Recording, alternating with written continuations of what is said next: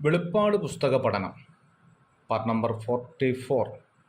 ദൈവനാമം മഹത്വപ്പെടുമാറാകട്ടെ. വെളിപ്പാട് പുസ്തകം 12-ാം അധ്യായത്തിൽ ഇസ്രായേൽ എന്ന ജാതി ഉരുത്തിരിഞ്ഞതിന് ശേഷം അവരിൽ നിന്ന് വാഗ്ദത്ത സന്തതി ഉണ്ടാകാതിരിക്കാൻ സാത്താൻ്റെ ശ്രമങ്ങൾ എന്തൊക്കെയായിരുന്നു എന്നുള്ളതായിരുന്നു കഴിഞ്ഞ ക്ലാസ്സിൽ നാം ചിന്തിച്ചത്. 12-ാം അധ്യായത്തിൻ്റെ 3-ാം വാക്യത്തിലേക്ക് വരുമ്പോൾ മറ്റൊരു പ്രയോഗം കാണുന്നുണ്ട്, മഹാസർപ്പം എന്നുള്ളത്. ഇവിടെ പറഞ്ഞിരിക്കുന്ന മഹാസർപ്പം എന്നുള്ളത് സാക്ഷാൽ മഹാസർപ്പം എന്ന അർത്ഥത്തിൽ എടുക്കേണ്ടതില്ല. 12-ാം അധ്യായത്തിൻ്റെ 3-ാം വാക്യത്തിലേക്ക് വരുമ്പോൾ ഈ മഹാസർപ്പത്തിൻ്റെ തന്നെ ഒരു പ്രത്യേകതയെക്കുറിച്ച് പറയുകയാണ്. രാജമുടിയുണ്ട് എന്ന് പറഞ്ഞിരിക്കുന്നു.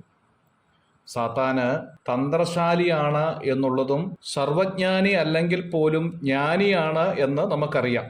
തന്ത്രത്തിൻ്റെ പൂർണ്ണ വിജയമായി ചിത്രീകരിക്കുന്ന രാജമുടി ഇതിന് ഒരു ഉദാഹരണമാണ്. കടും ചുവപ്പ് എന്നുള്ളത് കാണുന്നുണ്ട്, തീ നിറം എന്ന അർത്ഥത്തിലാണ്. ചുവപ്പ് രക്തപൂർണമാണല്ലോ. ഇവൻ കുലപാതകനാണ് എന്ന് യോഹന്നാന്റെ സുവിശേഷം 8-ാം അധ്യായം 44-ാം വാക്യത്തിൽ കാണുന്നുണ്ട്. കൗശലക്കാരനും കുലപാതകിയും എന്നതിനെ കാണിക്കാനാണ് കടും ചുവപ്പ് അല്ലെങ്കിൽ തീ നിറം എന്നതുകൊണ്ട് ഉദ്ദേശിക്കുന്നത്. മഹാസർപ്പത്തിൻ്റെ വാലിനെ കുറിച്ചാണ് പിന്നീട് പറയുന്നത്. യെശയ്യാപ്രവചനം 9-ാം അധ്യായം 15-ാം വാക്യത്തിൽ നാം വായിക്കുമ്പോൾ അസത്യം ഉപയോഗിക്കുന്ന പ്രവാചകൻ തന്നെ വാൽ എന്ന് കാണുന്നു. സാത്താൻ ഭോഷ്കും കുലപാതകനുമാണ് എന്നതിനെ കാണിക്കാനാണ് വാൽ എന്ന വാക്ക് ഉപയോഗിച്ചിരിക്കുന്നത്. യോഹന്നാന്റെ സുവിശേഷം 8-ാം അധ്യായം 44-ാമത്തെ വാക്യം ഇതിന് ഉദാഹരണമാണ്. 12-ാം അധ്യായത്തിൻ്റെ 4-ാം വാക്യത്തിലേക്ക് വരുമ്പോൾ ആകാശങ്ങളിലെ നക്ഷത്രം എന്ന പ്രയോഗം കാണുന്നുണ്ട്. നക്ഷത്രം എന്നത് ദൂതന്മാരെ ഉദ്ദേശിക്കുന്നു എന്ന് വെളിപ്പാട് പുസ്തകം 1-ാം അധ്യായം 20-ാം വാക്യത്തിൽ നാം ചിന്തിച്ചതാണ്. സാത്താൻ ദൈവദൂതന്മാരെ മത്സരികളാക്കി തീർത്തു എന്ന് മനസ്സിലാക്കാം.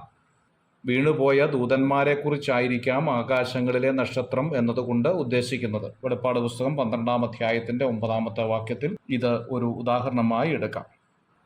12-ാം അധ്യായത്തിൻ്റെ 7-ാമത്തെ വാക്യത്തിൽ സ്വർഗത്തിലെ യുദ്ധത്തെക്കുറിച്ച് പരാമർശിക്കുകയാണ്.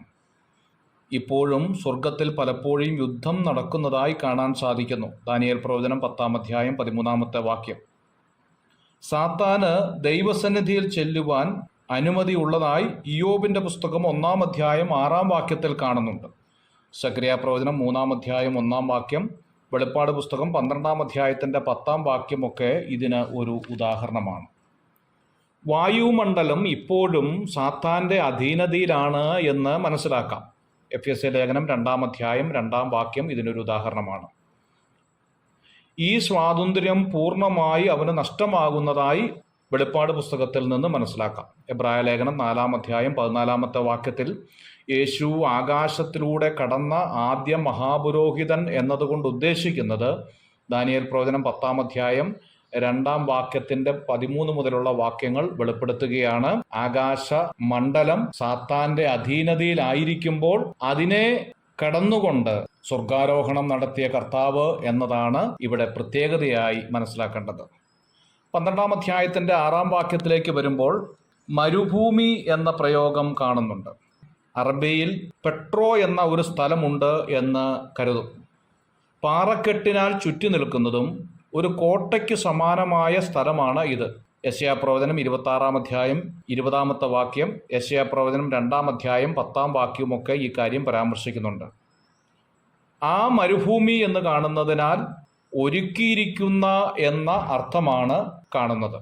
ഇസ്രായേലിന് സുരക്ഷിതമായി താമസിക്കുവാനായി മരുഭൂമിയിൽ ഒരു പ്രത്യേക സ്ഥലം ഒരുക്കിയിരിക്കുന്നു എന്നുള്ളതാണ് 12-ാം അധ്യായത്തിൻ്റെ 6-ാം വാക്യം വെളിപ്പെടുത്തുന്നത്. 12-ാം അധ്യായത്തിൻ്റെ 14-ാമത്തെ വാക്യത്തിൽ പറന്നുപോയി എന്നതിനാൽ അമേരിക്കയോ ബ്രിട്ടനോ വിമാനം നൽകി ഇസ്രായേലിനെ സഹായിക്കുന്നു എന്ന അർത്ഥമാണ് കാണാൻ സാധിക്കുന്നത്. 2-ാം അധ്യായത്തിൻ്റെ 6-ാം വാക്യത്തിൽ ഓടിപ്പോയി എന്നാൽ അതിൻ്റെ അർത്ഥം വേഗത്തിൽ പോയി എന്ന അർത്ഥമാണ്. കഴുകന്റെ ചിറക് എന്ന് 12-ാം അധ്യായത്തിൻ്റെ 14-ാം വാക്യത്തിൽ കാണുന്നു. ഇസ്രായേലിനെ മിസ്രൈമിൽ നിന്നും കഴുകന്റെ ചിറകിൽ വഹിച്ചതായി പറയുന്നുണ്ട് പുറപ്പാട് പുസ്തകം 19-ാം അധ്യായത്തിൻ്റെ 4-ാമത്തെ വാക്യത്തിൽ. ഇതെല്ലാം ദൈവത്തിൻ്റെ കരുതലിനെയാണ് കാണിക്കുന്നത് എന്നുള്ളതാണ്. God bless you.